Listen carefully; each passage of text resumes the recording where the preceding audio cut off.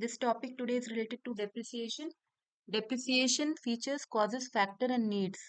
Depreciation refers to the decrease in the value of an asset of a company over a time period due to use, wear and tear, and obsolescence. So, depreciation is a method to allocate the cost of an asset over its useful life.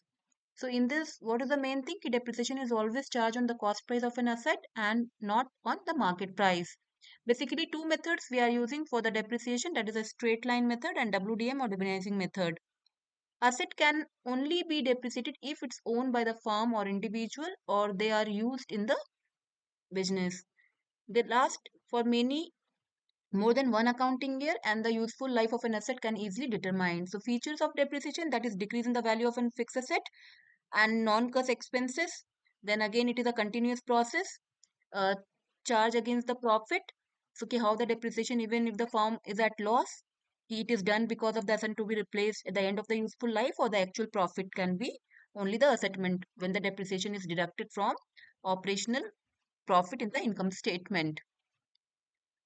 And then for the tax benefit, causes of depreciation by constant use, by passing of time, by obsolescence, what will be the main reason also, or expiration of the legal rights, by accident. That is a very important causes.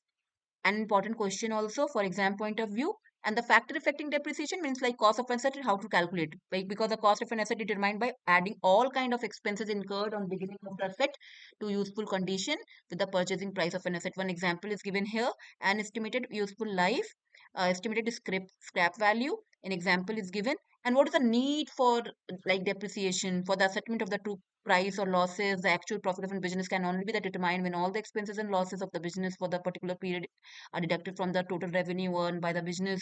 And the tax benefit, what is the assessment of the accurate cost of production, provide fund for the replacement of an asset to prevent the distribution of profit out of capital. So this is all about the depreciation theory.